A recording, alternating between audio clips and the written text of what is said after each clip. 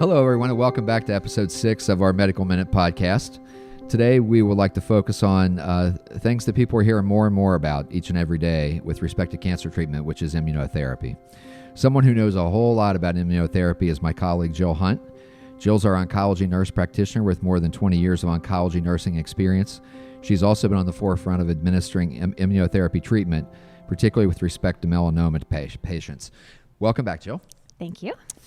So, Jill, as I mentioned, more and more people are hearing about immunotherapy, and I bet you that a lot of the people that are hearing about immunotherapy don't even realize they are. So they see maybe a TV commercial, and there's people frolicking through meadows and holding grandkids and playing basketball and everything else, and may not even realize that that drug is an immunotherapy drug. So, and that begs the question, what exactly is immunotherapy? How does that work? So if you look at just the basic difference, immunotherapy is a medication that it amplifies the effect of your own immune system to target and kill cancer.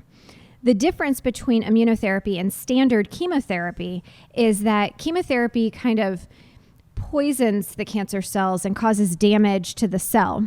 And the difference between a cancer cell and a healthy cell is that a healthy cell has the ability to repair itself, where a cancer cell does not. So chemotherapy works more on damaging the cell, where immunotherapy works to amplify your immune system, and your immune system is actually what is killing the cancer. That's interesting. I mean, that's actually a really great explanation. I guess I hadn't really thought about the distinction between the two in that way. So that's very good. So in one of our previous podcasts, you had made mention of the fact that your body's comprised of literally billions of cells. So, and there's different types of cells, clearly. But because whenever I hear about immunotherapy, I hear about T cells. What are T cells and what do they do?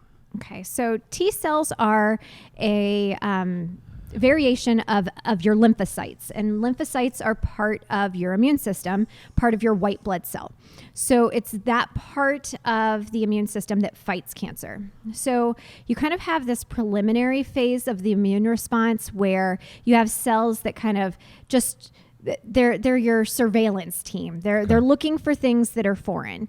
And when they find what is foreign, they then bring it to the T cell and they communicate, hey, there's something that's foreign here, aka your cancer cells, and you need to go out and you need to find it. And so the best description of your T cell is your T cell is like your SWAT team. Okay. It has been given a communication of what needs to be found and destroyed. And once that communication has been made, then the T cell then goes and finds what's foreign to destroy it. Okay. So next question. And so this one might take a little bit longer. So as some people that have been watching know by now, we try to answer questions in about a minute. This is probably not going to be 1 minute at a time, but it's important because this is kind of it's the new paradigm for what ultimately could be literally cures that don't exist now. Right. And so you basically train these cells to go destroy cancer cells. So 2 questions. Is it as easy as it sounds? And if so, then why doesn't everybody get immunotherapy? Why isn't, what's the difference? Why do some people get it and other ones don't? Okay. So training the cells, and I guess saying that you're training the cells is one way to look at it. But the reality of what is happening with immunotherapy drugs. So the drugs that you're hearing those commercials on, drugs like Opdivo and Keytruda, Yervoy, those are some of the ones, the big names that you're hearing and seeing the commercials on TV. Those drugs fall into a category called checkpoint inhibitors. And what you have to understand is that our body has a checks and balance system, and it keeps our immune system from going completely haywire and just off the rocks and doing things that could be harmful to the body. To give you an example, like when you have an exposure to poison ivy and you get the rash and then it starts spreading and all of the red and the itchy and all of the things that go along with that, that's part of a T cell response. Yeah. So you're getting a reaction, and it's trying to ward off the foreign oils that it was exposed to. Okay. Your body, like I said, has a checks and balance system. And at some point, the body's like, okay, enough's enough. And it puts the brakes on, and it slows down the effect of the T cell and essentially stops it from continuing. With the immunotherapy drugs, what they do is with some of those checkpoint drugs, it affects that process earlier on, and it takes the brake off. And so you just start cranking out T cells in rapid fashion. So you are building this huge SWAT team. And then some of the other checkpoint inhibitors, some of the newer drugs that have come out, what they do is they actually work further down that response. And what people don't understand, and it's something that clinicians have to deal with on a regular basis, is cancer is smart. And it figures out how to grow around the treatments that we give.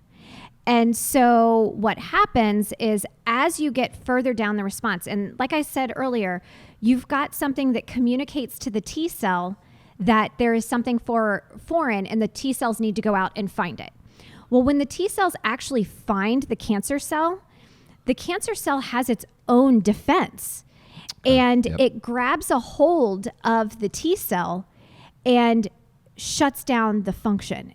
The T cell is dead in the water. It is completely deactivated. What the newer drugs like Opdivo and Keytruda, drugs that are PD-1 inhibitors or PD-L1 inhibitors, what they do is they put like a glove over that receptor on the T cell, so that now the cancer cell cannot grab on to the T cell, and the T cell stays active. And so then it can still continue to do what it was intended to do by destroying the cancer cell. Interesting.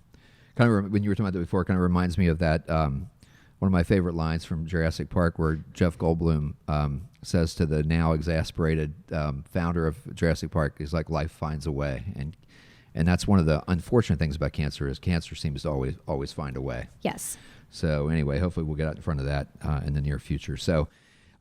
Okay, so I think maybe we'll go ahead and, because this is a really important topic, and I don't think we want to shortcut it, so I think we'll go ahead and wrap that up as kind of part one for today. And next week, I think what we'll want to talk more about immunotherapy, but talk more about, because where I'd ask about why everybody wouldn't get it, we'll talk more about some of the side effects so that everybody can be well informed about that as well. So anyway, as we go to wrap up this week, I had made mention last week that we have a big announcement this week, and indeed we do. So WCPO TV meteorologist Sherry Hughes is joining us. Her last day at the station was last week.